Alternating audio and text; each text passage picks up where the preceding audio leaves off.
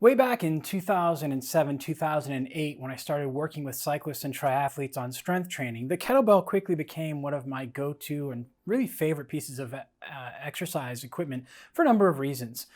Back then, it wasn't as easy as going on Amazon or going to your local sporting goods store to purchase them. There was only one or two websites that actually offered them with any quality.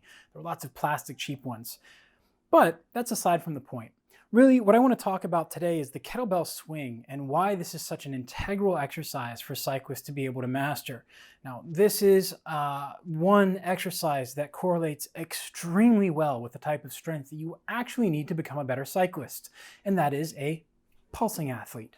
Unlike powerlifters or general fitness professionals who go into the gym and lift weights, lift things up, put them down that are heavy for their living, we as cyclists actually perform hundreds, if not hundreds of thousands of quick pulses as we're pedaling ourselves down the road. Now that pulse is a skill that needs to be developed. And this is why working on your on-bike skills of braking, cornering, using your gears, and how to climb, as well as sprint and just ride your bike are so incredibly important.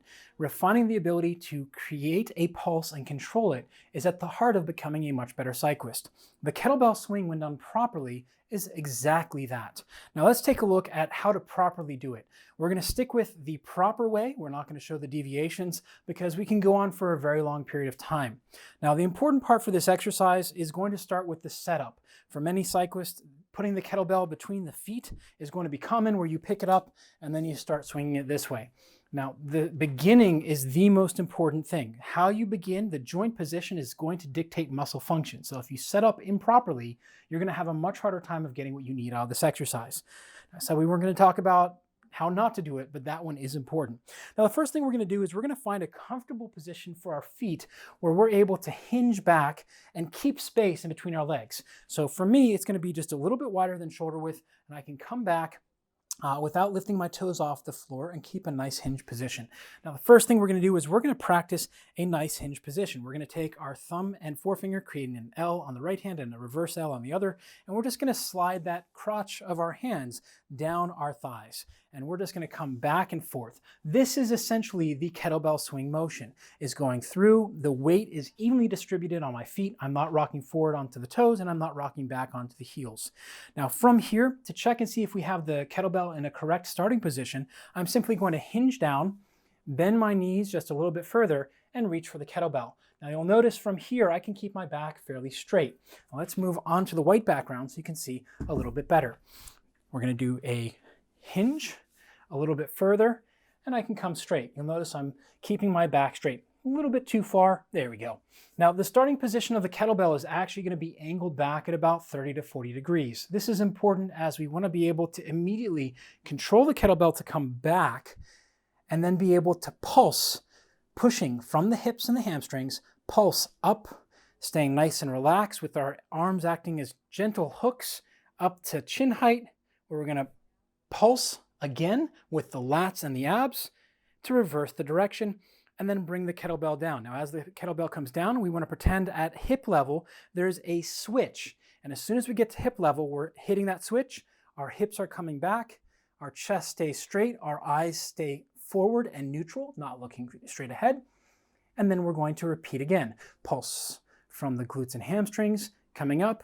Arms are nice and relaxed. Comes to chin height. Pulse again.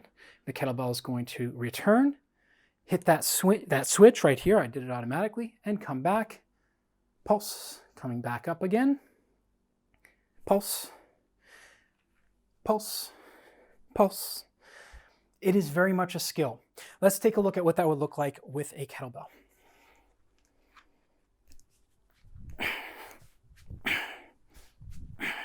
So as I come down, pulse, pulse, pulse, pulse, pulse, pulse. The pulsing is a skill which will take time. The reason I'm saying that is in part to remind myself and in part to let you know that that's something important to go through. Now, when we go through this, it's very important to choose a weight that is light enough for you to learn the correct technique and not heavy enough to pull you out of place. You're not winning anything by going to heavier kettlebell aside from possible back pain and just not getting the results that you need. For those who say, yeah, but I need to develop power, you can't develop power unless you have perfect technique as you go through. Let's take a look at a set of 10 and we'll finish up there. hinge, reach. It's a little bit too far, so we're going to reset. Really important, if the kettlebell is ever too far, don't drag it back and start from there. Bring it to where it needs to be and then start again from the top. Hinge, down, loose, pulse, pulse, pulse, pulse, pulse, pulse, pulse, pulse, pulse, pulse, pulse, pulse, pulse, pulse. Not 15, but you get the idea. So this is a very difficult exercise to master, and a lot of people will rush through it. If you take your time to learn how to do it properly, get the glutes and hamstrings to be able to fire from that bottom position as you push down, bringing those hamstrings and glutes forward, keeping everything nice and neutral. Collecting here, pulsing down, you're going to have fantastic results on the bike. If you're going to rush through and just have really bad technique, bending your elbows and doing all types of weird stuff, you're going to have aches and pains and not see the results that you're after on the bike or with the kettlebell.